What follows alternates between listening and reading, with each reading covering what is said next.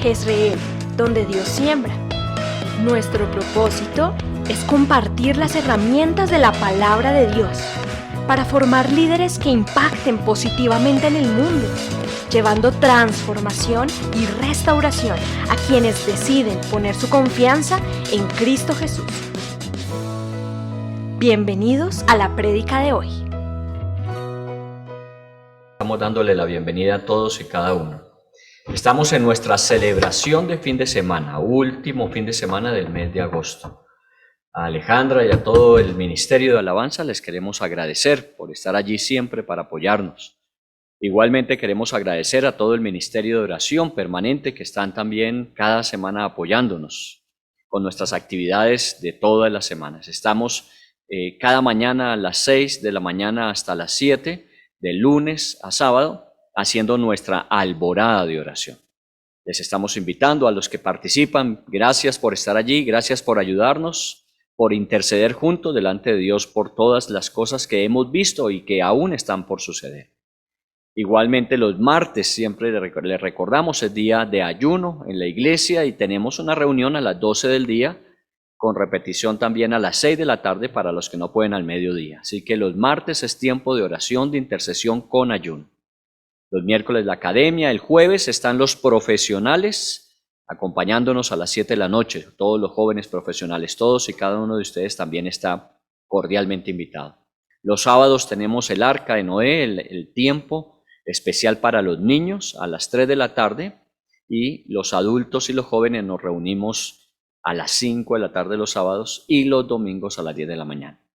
Y bueno, seguimos como todas las semanas haciendo nuestras actividades durante la semana de edificación, de reunión en grupos pequeños. La buena noticia es que ya a partir de la semana entrante comenzaremos a tener algunas actividades presenciales en la iglesia. Actividades obviamente de baja afluencia, actividades de grupos pequeños, pero vamos a empezar a hacer esta serie de actividades de forma escalonada y con todos los protocolos que se necesitan tener y mantener. Lo que siempre hemos dicho es que hemos observado siempre lo que nos han sugerido a nivel de instrucción de gobierno, instrucción del Ministerio de Salud, pero también tenemos este aval de podernos volver a reunir guardando obviamente los protocolos. Así que próximamente todos ustedes estarán aquí con nosotros en nuestra casa cada fin de semana para celebrar. Les invitamos cordialmente. Bueno, hoy tengo un invitado especial que ya está retornando nuevamente a la casa. Quiero invitar a Itan Mateo Ortiz.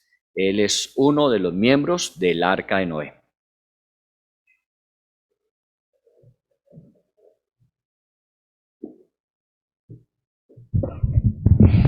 Hola a todos, ¿cómo están?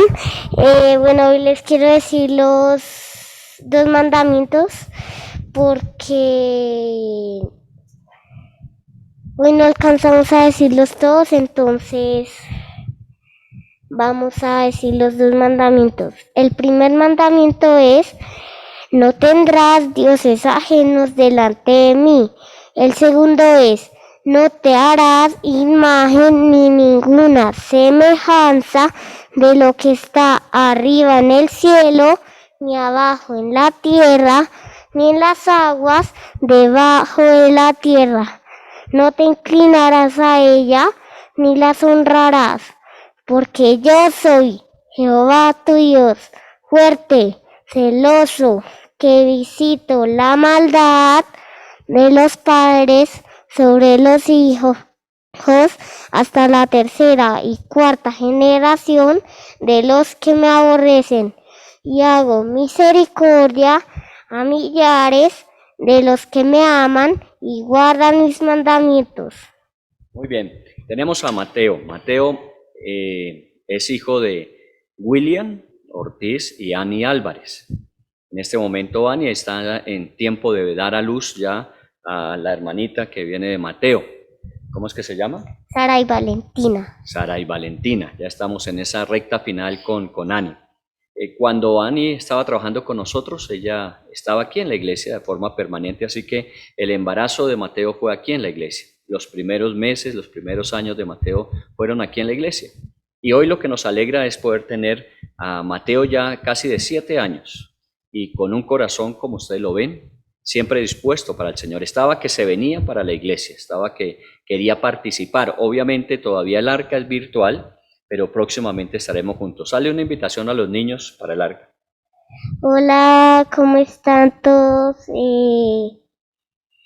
Gracias por todo lo que me ayudaban, que no entendía en el arca. Gracias porque son mis mejores amiguitos, porque ustedes son muy amorosos y son buenos para mi corazón. Muy bien, muy bien. Despidamos a Mateo entonces allí desde sus casas y demos gracias a Dios por él. Gracias, Mateo. Estaremos orando por la hermanita que viene ya llegando y por la mamá. ¿Está bien? Bueno.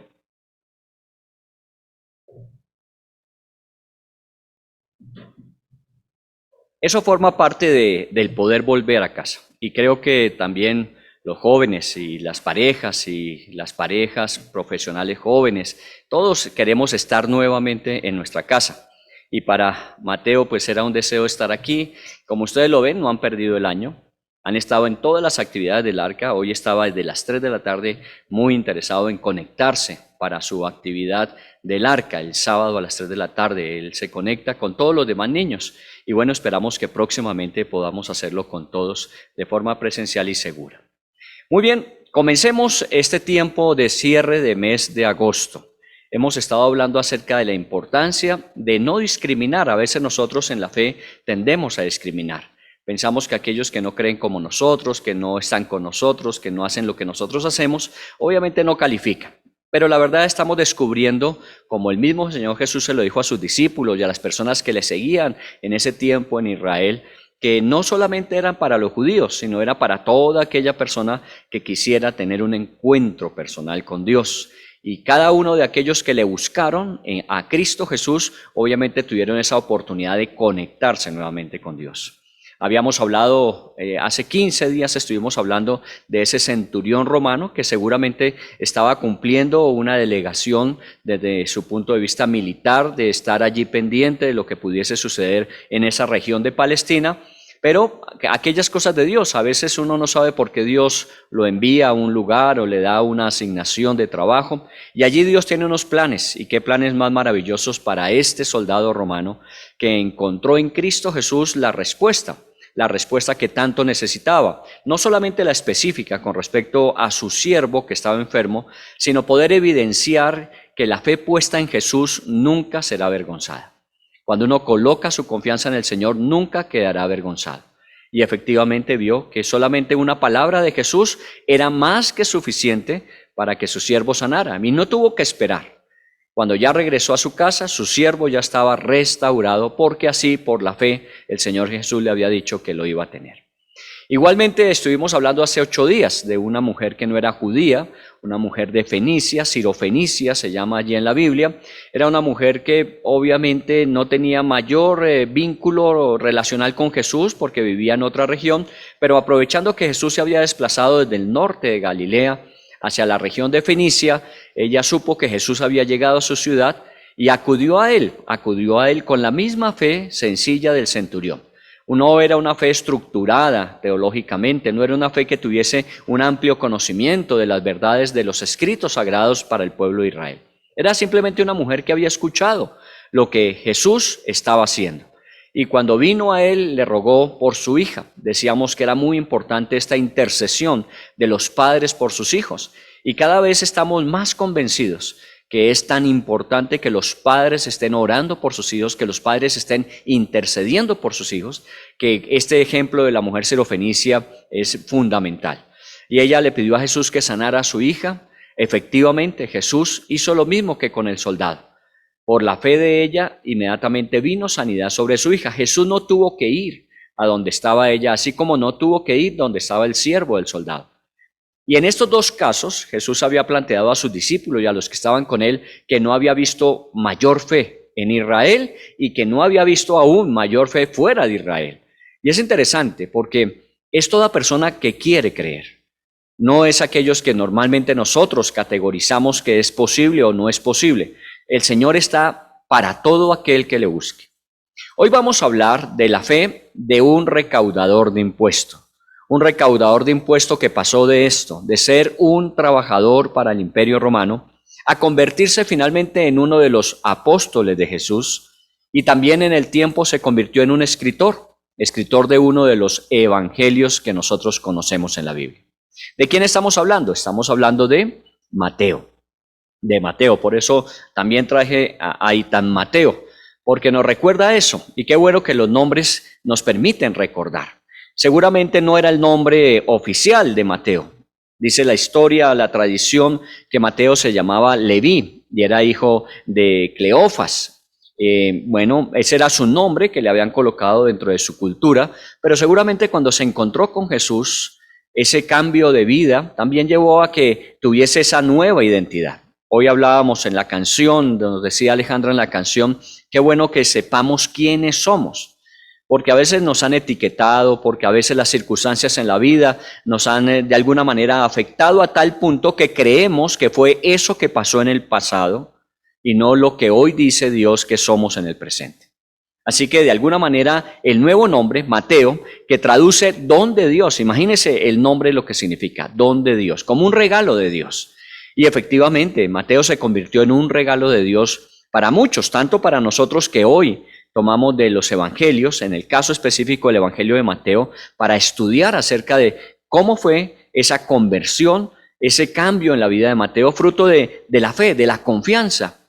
Y obviamente vuelvo a insistir, de personas que de pronto, como el centurión, como la mujer sirofenicia, este recaudador de impuestos no gozaban de una muy buena reputación para Israel. Vamos a hablar un poquito de eso. Hablemos del histórico, de la parte histórica que nos permite ambientar el momento, el tiempo, el lugar en que Mateo recibe su llamado. Mateo era un habitante, se piensa que él vivía en la ciudad de Cafarnaún, que queda al norte de Israel, en la región de Galilea. Es una ciudad costera al mar de Galilea. Y recuerde que cuando hablamos del mar de Galilea no necesariamente estamos hablando de una extensión demasiado grande, más o menos 23 kilómetros tiene la parte más amplia del mar de Galilea. Así que el mar de Galilea es un gran lago. Y allí había ciudades que se consideraban ciudades costeras al lago, entre ellas Cafarnaún, que era una de las más importantes ciudades de aquella época. Igualmente, como quedaba al norte, era una de las ciudades limítrofes. Y eso se prestaba para que efectivamente hubiese un gran tránsito comercial en la ciudad. Cafarnaún tenía esa característica de que había un gran tránsito comercial. Hace 8 días, cuando hablábamos de la mujer que vivía un poco más al norte, unos 50 kilómetros de Cafarnaún, en la región de Fenicia, nos preguntábamos cómo ella supo acerca de Jesús y de los milagros que estaba sucediendo. Pudo ser por eso mismo que por Cafarnaún pasaban caravanas que iban desde Siria hacia Egipto, que venían de Egipto hacia la parte de Europa, y entonces cuando pasaban por allí, de pronto la gente escuchaba, la gente veía, la gente tenía oportunidad hasta de tener de pronto una cercanía con Jesús, y a donde quiera que iban llevando lo que habían visto y lo que habían oído. Por eso precisamente pudo ser que la mujer se hubiese enterado de que Jesús tenía poder para sanar y expuso a su hija a Jesús para ser sanada, y eso obtuvo.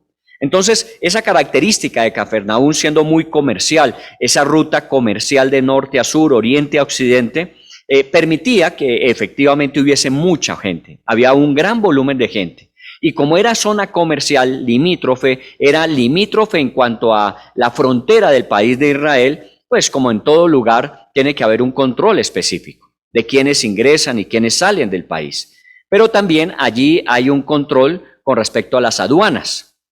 Entonces, efectivamente se vuelve un lugar como lo era en el pasado de pronto Maicao, o como lo fue Ipiales en el sur, o como lo fue Cúcuta en la región oriente, donde efectivamente habían unos límites con otros países, y en esos límites se generaba una serie de impuestos particulares, especiales. ¿Por qué? Porque todo lo que entraba por allí tenía que pagar impuestos. Aún se dice que aún los que transitaban por el mar de Galilea, cuando llegaban a Cafarnaún tenían que pagar un impuesto, además de su tiquete, obviamente, para poderse desplazar en el lago o en el mar de Galilea.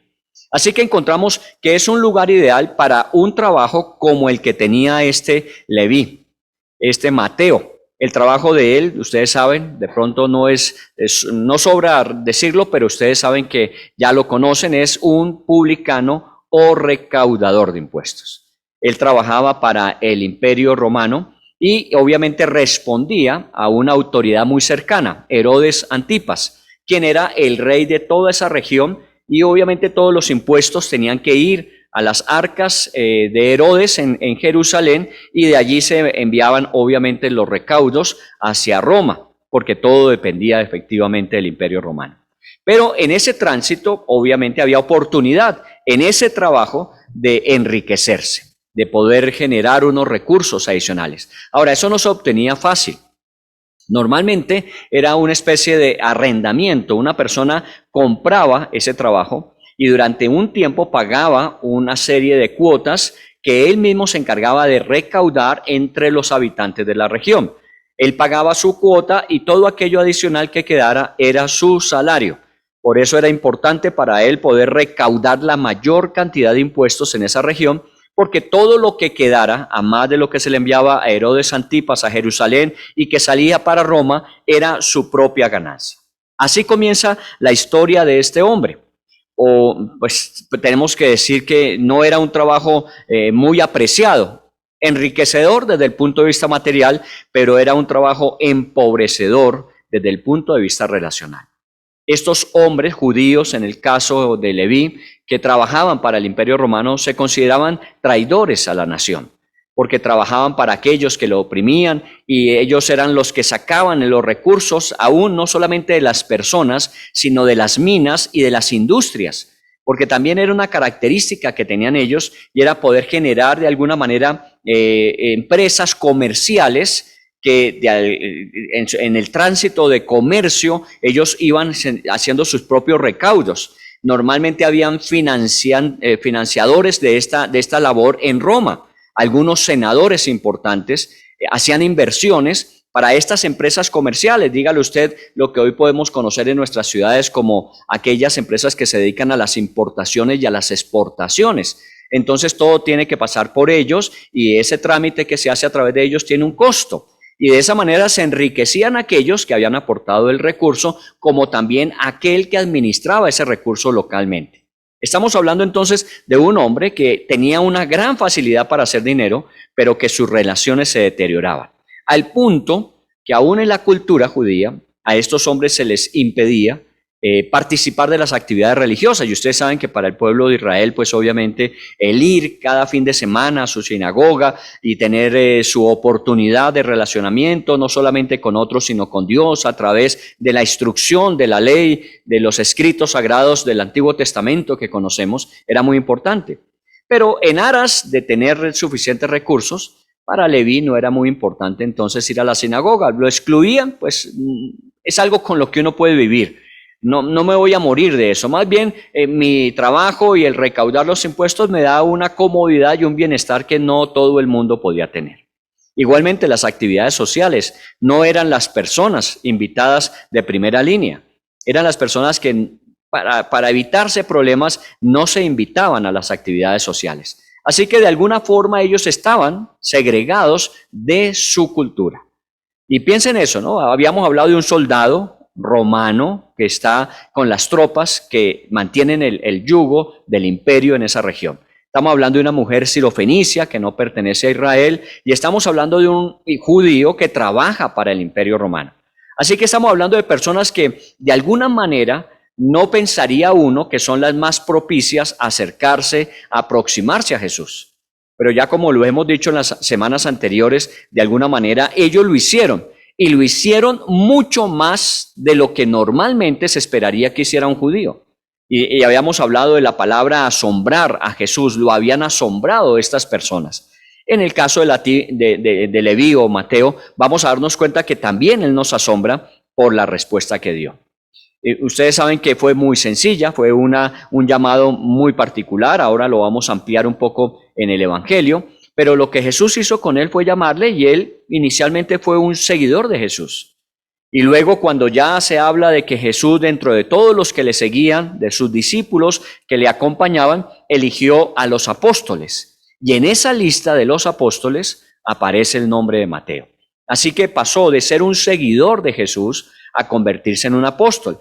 Y con el tiempo, recuerden ustedes, los apóstoles eran los enviados después de la muerte, la resurrección y la ascensión de Jesús, y que vino Pentecostés sobre la iglesia. En el libro de Hechos, capítulo 2, encontramos esa parte de la historia. Los apóstoles salieron a evangelizar. De tal forma que se habla que este Mateo pudo ser uno de los predicadores en Etiopía y en Siria. Así que no solamente fue un seguidor de Jesús, no solamente se convirtió en un apóstol, sino también fue un misionero para llevar la palabra de Dios a otros lugares distantes de la tierra de Israel donde conoció de Jesús. Ahora, finalmente se convierte más o menos por allá en el año 80, que escribe el Evangelio que nosotros conocemos como el Evangelio según Mateo.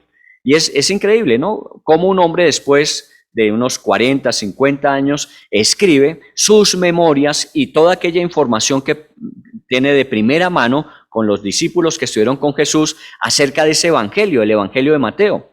Y se dice tradicionalmente que el Evangelio de Mateo fue uno de los que más usó la iglesia primitiva en el pasado. O sea, fue uno de los escritos que más emplearon para comunicar las lecciones y las enseñanzas de Jesús. Entonces, de alguna manera, Mateo ganó su lugar, ganó su espacio. Y lo que vamos a tratar de ver en esta tarde es precisamente una persona que de alguna forma era proscrita en su sociedad, de alguna forma era excluida, era rechazada de su sociedad, fue rescatada, fue redimida por el Señor Jesús. Y esto nos da igual una gran lección, que no hay persona que quede excluida, que no hay persona que el Señor rechace, que no hay persona que se aproxime a Jesús y no encuentre de Él respuesta. Algunas tradiciones dicen que más o menos su tiempo de predicación después fue unos 15, 20 años y que se fue a Etiopía y allí posiblemente murió como uno de los mártires, que fue martirizado en Etiopía y finalmente cuenta la tradición, obviamente ya esos son informes extrabíblicos, que sus restos fueron a parar a Salerno, en Italia. Allí hay una catedral que se construyó en honor a Mateo y allí reposan sus restos mortales, según dice la tradición.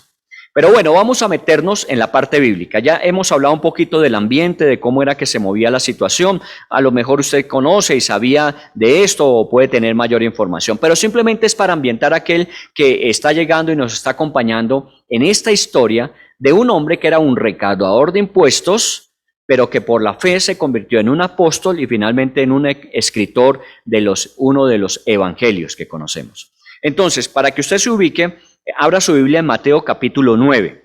También puede, si quiere, abrir en Lucas capítulo 5 y en Marcos capítulo 2.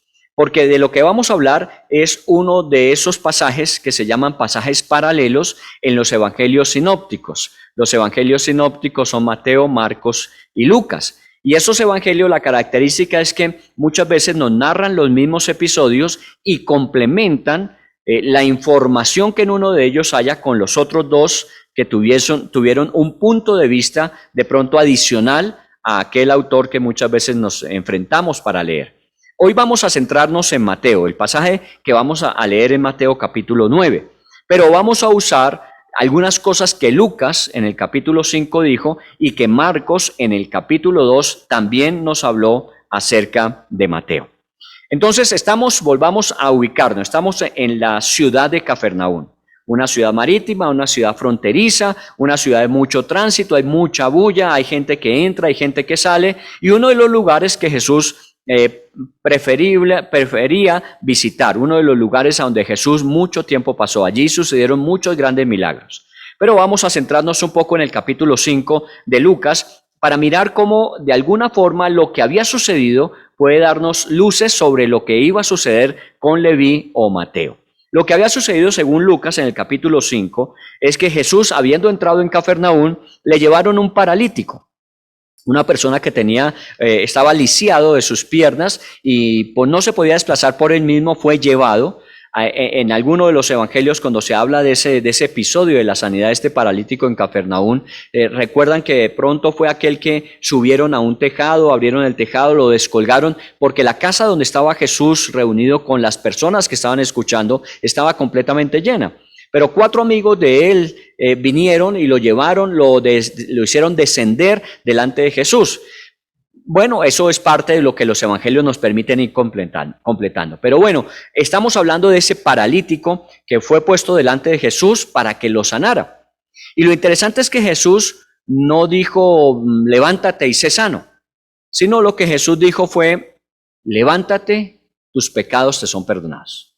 Entonces en un momento la gente que estaba ahí empezó a pensar, ¿cómo así que levántate que tus pecados son perdonados? Y Lucas en el capítulo 5 dice que habían venido de Jerusalén, de Judea y de Galilea las principales autoridades religiosas. Allí estaban los escribas y muchos de los doctores de la ley.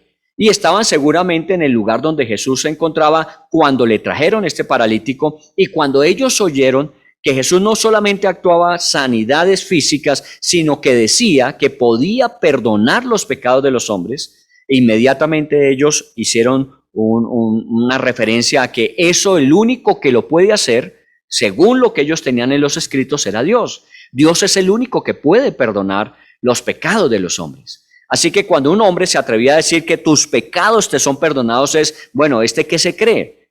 ¿Este se cree acaso Dios? Bueno, ellos tenían que enfrentarse con esa realidad de que estaba hablando Jesús, Dios mismo encarnado, y por eso él podía decirle, tus pecados son perdonados. Y allí en Lucas, en ese capítulo 5, o en el Evangelio de Mateo 9, o Marcos 12, encontramos esa primera parte de ese momento, y Jesús lo único que responde a esas inquietudes de estos escribas y estos doctores de la ley es que, ¿qué es más difícil? ¿Decir tus pecados te son perdonados o a decirle al paralítico que se levante y ande? Los puso en ese dilema. ¿Qué era más difícil? ¿O perdonar los pecados o decirle que se levantara y andara? O sea, traer sanidad. Es que eso tampoco era una cosa de todos los días. Que una persona paralítica y seguramente muy reconocida de mucho tiempo, que se pudiese levantar de su lecho que le había tenido por mucho tiempo y poderlo tomar e irse caminando por sus propios medios, tampoco era una cosa sencilla. Pero ni lo uno ni lo otro. Y Jesús tenía poder para sanar. Precisamente el Evangelio de Lucas habla de que el poder de Dios estaba con él para sanar. Pero no solamente eso, sino también estaba para perdonar. Porque muchas veces nosotros buscamos al Señor es por eso, por la enfermedad. Miren que cuando hablamos del centurión, vino a buscar a Jesús porque su siervo estaba enfermo. La mujer sirofenicia vino a buscar a Jesús porque su hija estaba atormentada. Pero en el caso de Leví, que todavía no hemos entrado a la materia de él, estamos viendo que el antecedente, aquel momento que precedía ese encuentro con Mateo, tiene que ver con eso, con que no solamente es sanidad, porque Jesús pudo perfectamente haber sanado al paralítico y que se fuera a su casa y se terminó el problema. Pero el problema fue que expresó, tus pecados te son perdonados. Porque no solamente Jesús está para sanar enfermedades, sino también para perdonar el pecado y darle a cada persona una nueva oportunidad.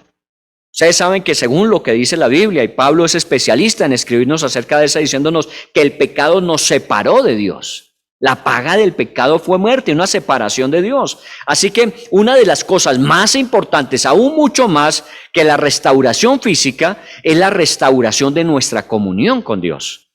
Y la única forma es a través del perdón que Dios nos ofrece en Cristo Jesús, a través de ese sacrificio por el cual Jesús llevó sobre él todos los pecados de los hombres. Esa es la forma en que Dios estableció el perdón de los pecados para los hombres. Así que este tema introduce ese final encuentro de Jesús con Leví o con Mateo. En Marcos, cuando Jesús sabe que estos doctores de la ley y los fariseos están cavilando, los confronta a ellos mismos diciéndoles, si ustedes eso que piensan en su mente, ¿qué les dice a ustedes? Porque normalmente ellos no estaban enfermos. El enfermo era el paralítico. El que se fue curado ese día fue el paralítico. Pero la otra era la que los involucraba a ellos. No eran pecadores. Ellos eran los maestros de la ley. Ellos eran los que conocían la ley y que normalmente la enseñaban, la promulgaban a otros. Pero eso no quiere decir que no fueran pecadores.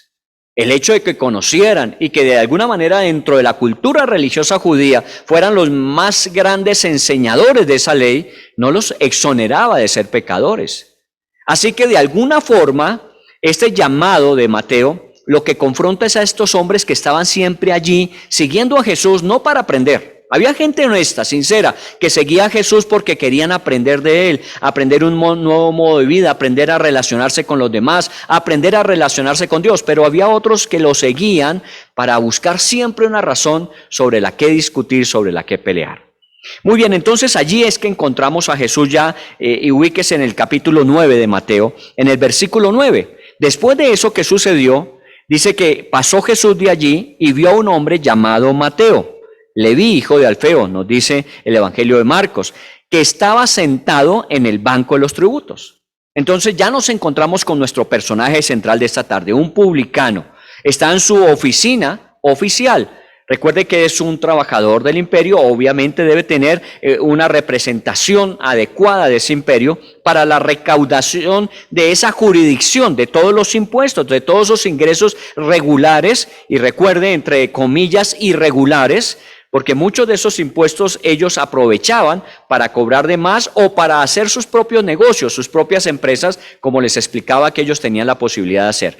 Empresas para importar y exportar y de alguna manera siempre cobrar un porcentaje y lucrarse. Allí estaba Mateo. No nos dice antes quién era, de dónde venía. Lo único que conocemos es que su papá era Alfeo. Y no más, no sabemos más información. Que tenía ese trabajo y que vivía en la ciudad de Cafarnaúm. No tenemos mayor información. Pero ya con esa nos podemos hacer una buena radiografía de lo que era Mateo. Ya les explicaba su condición social, ya les explicaba de pronto su situación económica, pero no estaba enfermo tampoco Mateo. Mateo no estaba enfermo, estaba haciendo su trabajo normal de cada día. Un trabajo que lo enriquecía, un trabajo que le traía comodidad, bienestar, aún a pesar de ello, de tener esa connotación social de ser excluido de las actividades propias de su sociedad.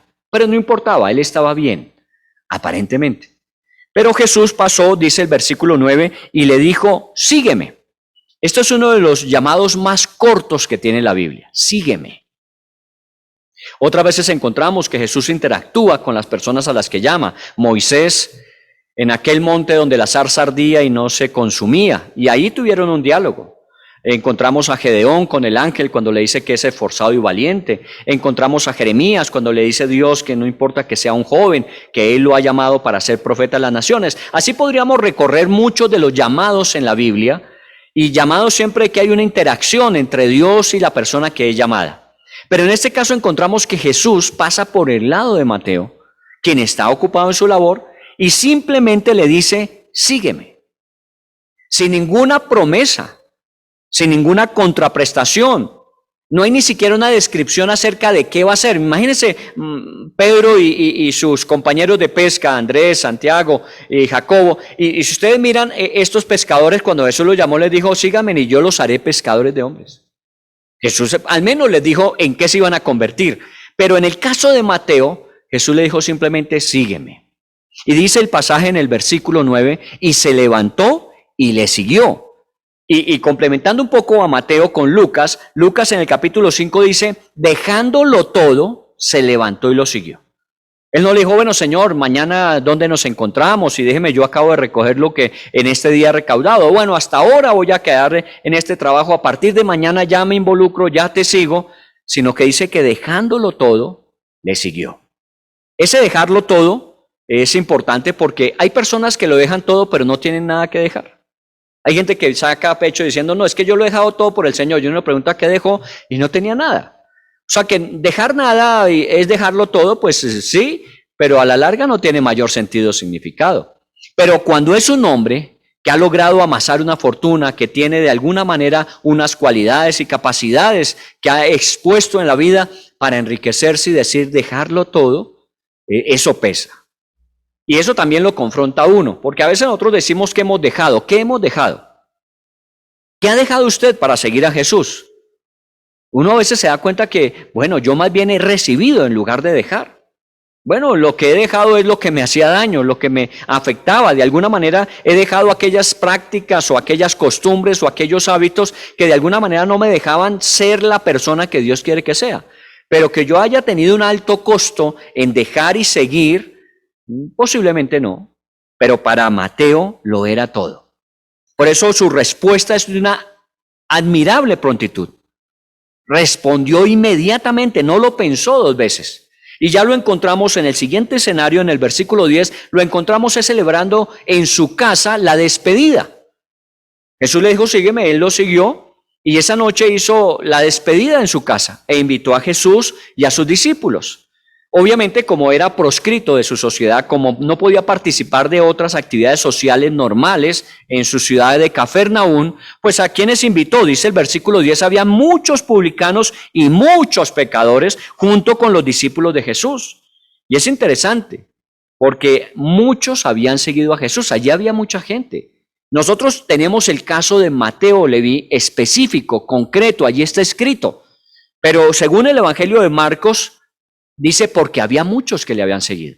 Y de pronto dentro de estos muchos publicanos y pecadores que había allí, algunos de ellos habían seguido a Jesús. Mire que ya no estamos hablando del paralítico del comienzo del capítulo. No estamos hablando de un hombre que está buscando sanidad. Estamos buscando hombres que son reconocidos como pecadores. Y por eso los famosos fariseos, escribas, saduceos vuelven al escenario nuevamente, porque ellos siempre van a estar allí. Ellos nunca dejaron de seguir a Jesús. Lo triste es que nunca se convencieron de que Jesús era el Mesías. Pero ellos siempre estuvieron allí y cuando de alguna manera Jesús se reúne con este tipo de personas, viene su censura. Y le dicen a los discípulos de Jesús, ¿cómo es posible que Él se reúna con pecadores y publicanos? Esa es una pregunta muy importante. ¿Cómo es posible que Jesús se reúna con ellos? Jesús debía estar más bien en esas altas esferas de la intelectualidad judía, en esos altos niveles de autoridad judía, como eran los sacerdotes y los doctores de la ley. Pero Jesús estaba allí en medio de publicanos y pecadores. Y como esa fue siempre la característica de Jesús. Una de las cosas que más irritaba precisamente a esta clase élite de Israel es que Jesús no los tuviese tan en cuenta a ellos como tenía en cuenta a los necesitados, a los pobres. Y cuando hablamos de un publicano, como en el caso de Mateo, en el Evangelio de Mateo hoy, capítulo 9, también podíamos recordar a un Zaqueo en otra ciudad fronteriza, Jericó. Y usted también conoce la historia de Zaqueo, que era un recaudador de impuestos, con una desventaja adicional, que es que este Zaqueo era bajo de estatura y por lo mismo aún mucho más excluido. Pero tanto el uno como el otro tenían algo en común más allá de ser recaudadores de impuestos. Eran pecadores. Por eso cuando los otros se preguntan cómo es posible que Él coma con pecadores, que se reúna con pecadores, lo único que Jesús dice es que los sanos no tienen necesidad de médico, solo los enfermos. Mire que Jesús no sale a relucir aquí diciendo, no, es que Mateo es un buen hombre, no digan que es un pecador, que tiene una carrera que no es la más adecuada, que tiene una profesión, un oficio que no es el más aceptado dentro de la cultura. No, Él dice que son pecadores. Cuando dice que Él ha venido a los enfermos y la connotación es esos pecadores que se habían reunido con Él, Jesús está hablando de Mateo como un pecador. Porque a veces nosotros esa palabra no nos gusta. Esa se la aplicamos siempre a alguien más fuera de nosotros. Los pecadores son los demás. Los que no hacen lo que Dios quiere siempre son los demás. Pero aquí le están diciendo, pero es que estos son pecadores. Y Él dice, sí, son pecadores, como ustedes también. Solo que ustedes se creen sanos, no pecadores. Y aquí es donde viene otra vez Jesús a recalcar lo que con el soldado romano, con la mujer sirofenicia, le estaba enseñando a sus discípulos. Porque es que los discípulos tenían que salir de ese enconchamiento que ellos tenían, que es que esto es solamente para los judíos porque somos el pueblo de Dios. No, esto es para el necesitado. Que comenzó, como le dijo Jesús a la mujer sirofenicia, comenzamos con el pueblo de Israel, pero cada uno tiene su momento y lugar. Aún ella recibió de esa migaja la bendición de ver sanada a su hija, pero luego la palabra de Dios se extendió y uno de los primeros lugares a donde llegó fue precisamente Fenicia. Allí estaba la famosa ciudad de Antioquía, donde Pablo y Bernabé fueron de los pastores y predicadores. Me imagino que esta mujer estuvo involucrada en ese movimiento espiritual que hubo. Porque era también para los pecadores, no solamente para aquellos que se consideraban el pueblo de Dios. Y aquí es donde yo quiero hacer este énfasis durante este mes y cerrar con él. Y es que a veces nosotros creemos que esto es para nosotros. Porque nosotros somos los que buscamos a Dios, los que oramos, los que nos disponemos, los que hemos dejado, los que hemos entregado. Y resulta que lo que la Biblia dice es, yo he venido a los pecadores. Un momentico, si yo estoy siguiendo a Jesús y si yo de alguna manera he visto la transformación del Espíritu de Dios en mi vida, y yo, ¿quién soy? Yo soy un pecador perdonado. Un pecador como lo era Mateo en su momento, como lo era Zaqueo en su momento, como lo era el centurión en su momento, como lo era la mujer sirofenicia en su momento. Era un pecador, pero pecadores que se aproximaron a Jesús y buscaron la respuesta de Jesús, no solamente la física, la de la salud, sino también esa que hoy queremos enfatizar, y es la sanidad de su propio corazón. De pronto usted goce de buena salud. Hemos pasado unas temporadas duras de salud y esperamos y oramos para que obviamente ese pronóstico sobre este nuevo contagio y posiblemente nuevos picos no se presente, pero podíamos pasar por él. Pero la mayoría de nosotros estamos bien, y si hemos pasado por una situación de salud, Dios nos ha restaurado. Pero la pregunta es, ¿ese es el único problema con el que tenemos que lidiar? ¿Solamente cuidarnos de no contagiarnos de algo que físicamente nos puede matar? ¿O tenemos que preocuparnos de algo más importante aún, y es eso que puede matar el alma, el pecado? Y ahí es donde Jesús habla en este pasaje. Sí, porque yo he venido es a los pecadores, porque ellos son los que necesitan esa salud espiritual. Bienaventurados los pobres en espíritu, decía Jesús en las bienaventuranzas, y se refería a eso, al reconocimiento de la propia necesidad. Yo necesito de Jesús porque soy un pecador. Por eso nuestra oración de fe siempre comienza con eso. Señor, gracias te doy por venir a mi vida. Yo reconozco mi pecado y te pido perdón. Aquí no venimos diciendo, Señor, nosotros hemos estado esperando este momento. No, Señor, nosotros somos pecadores y de pronto por el mismo pecado nos hemos alejado de ti, pero volvemos a ti y te pedimos que nos perdones.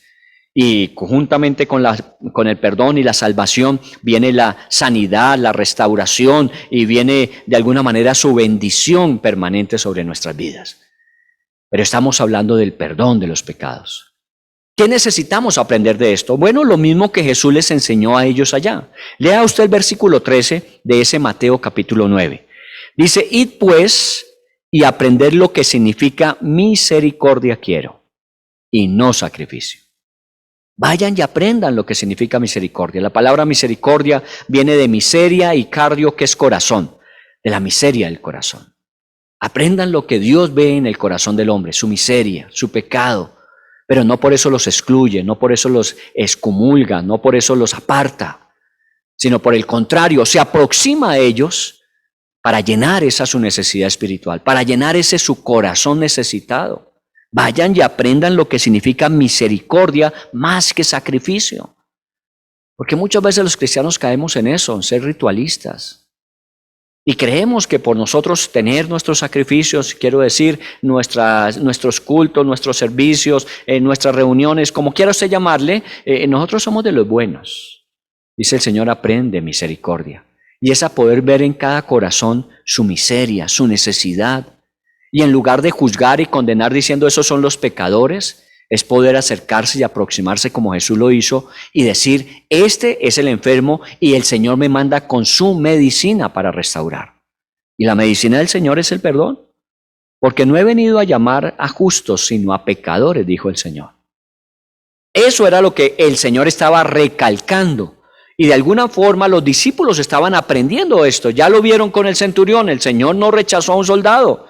Ya lo vieron con la mujer extranjera, el Señor no rechazó a los extranjeros. Ya lo vieron con los de su propio pueblo, el Señor no rechazó a aquellos que eran tildados de traidores de la patria.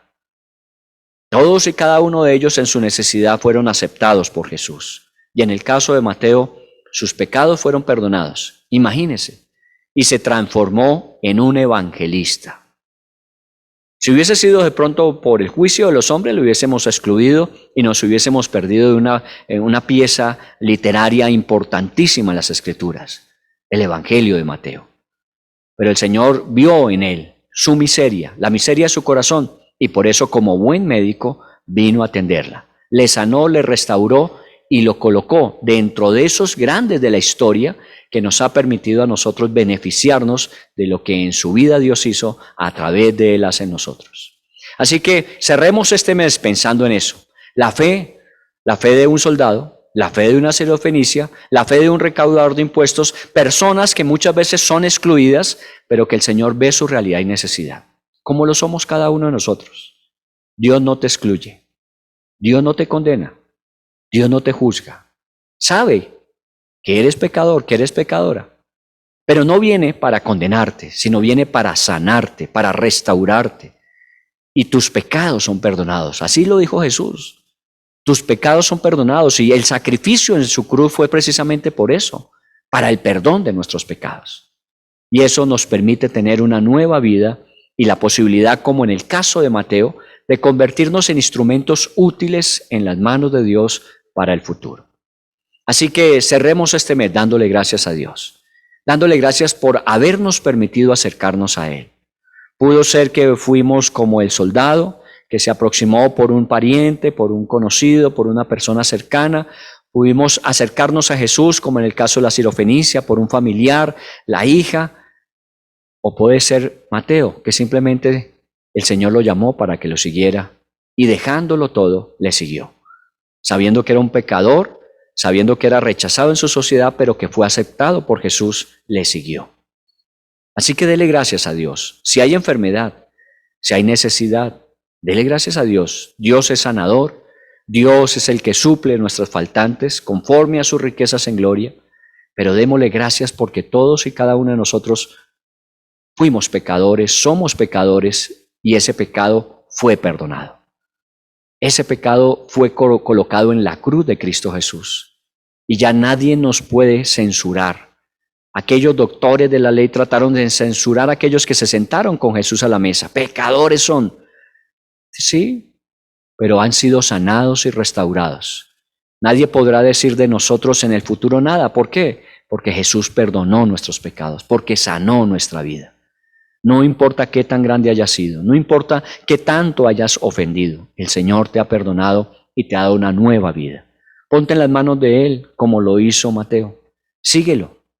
Y el Señor tiene sus propios propósitos. Apóstol, después misionero, después escritor. Y ahí quedó perdurando en la historia como un hombre que nos sirve de bendición hoy al leer el Evangelio que escribió. Te damos gracias, Señor, y te bendecimos. Al cierre de este mes, este fin de semana, y pedimos que tu gracia y tu favor sea con todos y cada uno de nosotros. Gracias te damos porque la fe nos permitió acercarnos a ti. En un momento de necesidad, en un momento de crisis, en un momento de enfermedad, o simplemente nos permitió acercarnos a ti como pecadores. Y gracias porque así como el enfermo fue curado, como el endemoniado fue liberado, como el necesitado fue lleno de su necesidad, así también al pecador le perdonaste sus pecados. Gracias porque somos perdonados y tenemos en Cristo Jesús comunión con Dios el Padre a través del Espíritu Santo. Te bendecimos y te adoramos. Te damos gracias, Señor. Te encomendamos este mes de septiembre que iniciamos. Te pedimos que esta semana sea tu dirección sobre nuestras vidas, tu bendición sobre nuestras vidas. Y también, Señor, tu favor para que podamos empezar a hacer el cierre de este año, pero no esperando que pase rápido, sino en cada día, cada bendición tuya, irla dando, ir acumulándola y dando gracias a Dios por ella. Te bendecimos y te adoramos. Y todo lo hacemos en el nombre de Jesús, que no es nuestro Señor y Salvador. Amén, Señor. Y amén. Muy bien, que Dios me les bendiga. Nos vemos en las diferentes actividades de esta semana. Y recuerden, ya hemos comenzado en septiembre a retomar el venir a nuestra casa. Esta es su casa. Aquí les esperamos. Dios les guarde.